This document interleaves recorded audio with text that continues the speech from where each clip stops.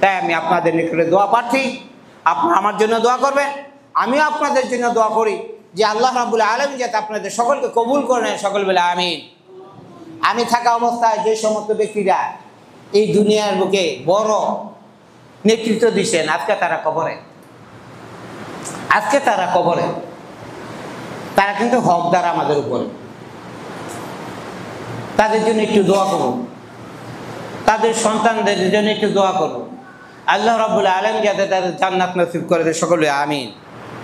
জ্বলন্ত প্রমাণ আমি। আমার বাড়ি কোন জায়গায়? চাকরি করছি মাথায়। যেই জঙ্গল যাইছি, যারা আমার বাড়ি গেছেন হেরা কইতে পারবেন যে ভাই হুজুরে কেমনে বাড়াইছে। একদিনে তো মসজিদ কাদা করি নাই, এইরকম রিপোর্ট এই সমাজের কেউ বলতে পারেন না আমাকে এই ফাঁসগার হুজুরে ফাঁসি অযথা বইয়া থেকে নামাজ পুলিশ দেয়। ঝড় তুফান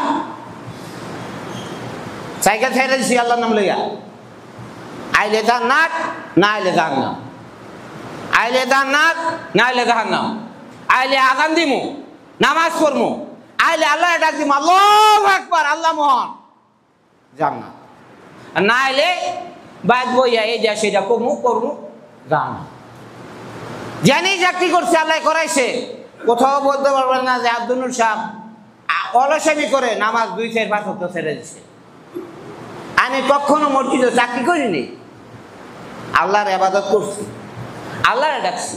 এমনি গোসল করায় আমার বাবারে, যখন আমি গোসল করাবো চোখের পানিগুলো টলমল টলমল করে বাবার উপরে পড়বে আর বলবে আল্লাহ আমার বাবা কত কষ্ট করে লেখাপড়া করাইছে, আল্লাহ আমি আমার চোখের পানি ফেলে দিয়ে বাবাকে গোসল করাই। জানাজার সামনে যখন দাঁড়াবো আল্লাহুম্মা গফির লি হাইয়িনা ওয়া মাইয়িতিনা ওয়া শাহিদিনা ওয়া গায়বিনা ওয়া সাগীরিনা ওয়া কাবীরিনা যখন পড়বো চোখের দিয়ে যদি বলে নাঠা লাগাই দিব, তারপর পানিগুলো পড়বে, আল্লাহ বলবে ও ফেরেশতারা চেয়ে দেখো, এই সন্তানের চেয়ে দেখো কত মহব্বত, তার মনের ভিতরে কত আবেগ, কত কষ্ট, সে তার বাবার সর্বশেষ দোয়া জানাজা পড়তেছে। আল্লাহ গো ফেরেশতা কি করব?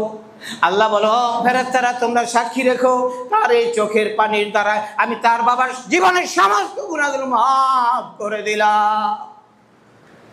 মদিনা শরীফের ইমাম সাহেব, বাংলাদেশের বৃহৎ মসজিদ বাইতুল মসজিদের ইমাম সাহেব, আরো বড় বড় মসজিদের ইমাম সাহেব আইনা যদি নামাজ পড়ান জানাজা, যেই সওয়াবটুকু হইব তার চেয়ে কুঠিয়ে কুঠিয়ে গুণ বেশি সওয়াব হবে আপনার সন্তান যখন আপনার জানাজা পড়বে। আপনার সন্তান মেয়ে আপনার মার যখন জানাজা গোসল করায়, গোসল করানোর পর তার ভিতরে যে কলজা থেকে যে পানিগুলো পড়বে সেই পানির বদলাতে আপনার গুনাহগুলো সব মাফ হয়ে যাবে। সুবহানাল্লাহ। তাই আপনাদের অনুরোধ করব, ছেলে মেয়েদেরকে প্রথম কোরআন শিক্ষা দিয়া তারপর কোরআন শিক্ষা করা ফরজ, কোরআন শিক্ষা করা ফরজ। বাংলা, অঙ্ক, ইতিহাস, ভূগোল, পরিণীতি এই বিভিন্ন মেকানিক্যাল ফরজ হলো বর্তমান বাস্তবে চলার জন্য ফরজ। আল্লাহর কোরআন বলছে কোরআন তেলাওয়াত করা ফরজ। তা আপনারা মেহেরবানি করে এই মুফতিউল কোরআন, সেই বড় মাওলানা, তকবীরের সাথে 2-4-5 জন হবে, হওয়ার জন্য দোয়া করে হোক, কিন্তু বাধ্যতামূলক এই শিশু বাচ্চাদেরকে কোরআন পড়া আপনাদের সমাজের সবার দায়িত্ব। আমি চাকরি করছি, কে কি বলবে না বলবে চাইছি না, ফিসে বেতরা লইছি, এই দিক দিয়ে গেছি জাকু ভাই, এই গেছি খালফাট, এই গেছি এদিকে এক বাদ 2টা টিনের মধ্যে বাড়ি দিল আর খোলান সব হদার দা হুজুর আইতাছে দেই দো আই দেখছি মরছে জায়গা লইছে না। ওই সময় তুমি আইতে আসছো অনেক আনতো নাকি অনেক 20 জন 25 জন কেড়ে মক্ত বইতো। আপনার এদিকে খুব শক্ত, সবার ছেলে মেয়ে হাফেজ মাওলানা বানাইতে পারে না, কিন্তু সবার ছেলে মেয়ে নামাজ পড়ার আইটেম শিখতে হবে, নামাজ বাধ্যতামূলক করতে হবে, পড়ুক আর না পড়ুক তার শিখতেই হবে। এই যে কঠোর খেয়াল রাখবেন,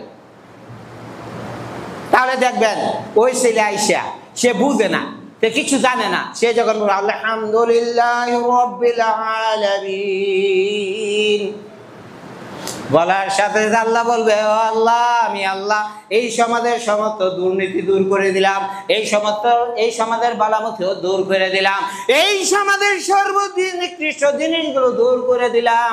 আল্লাহ যখন সাপোর্ট দিবে তখন এই সমাজটা সুন্দর জান্নাতি সমাজ হয়ে দাঁড়াবে। আর যখন আপনারা সাপোর্ট না দিবেন, আর যখন দেখবেন শয়তানে খালি দৌড়াইতেছে, এইখানে বসবে, ছেলে মেয়ে দাঁড়াবে, যাইব না কালকা একদিন না গেলে কি ও এই তো টাকা পাইছি, শয়তানকে এই তো পাইছি, মামা ঘরে আত্মীয় আসতে করে আবার 2 দিন 3 দিন ঘর আবার বন্ধ, 5 দিন ঘর আবার বন্ধ, 6 দিন ঘরকে মাইনে 2টা বাড়িয়ে দিব, দূরে গিয়ে খারাইছি। হুজুরে এত খেয়াল লাগছে না, বেতন তো আমি এমন ভাই অসুবিধা গেছে বললাম রে, বড় বললো না মারতাম। আমি এটা করছি না, যেটা বলে এটা গো দৌড়ে কে রাঁধছি? আমার সমাজ, আমার গ্রাম, এটা আমার সমাজ, আমার গ্রাম।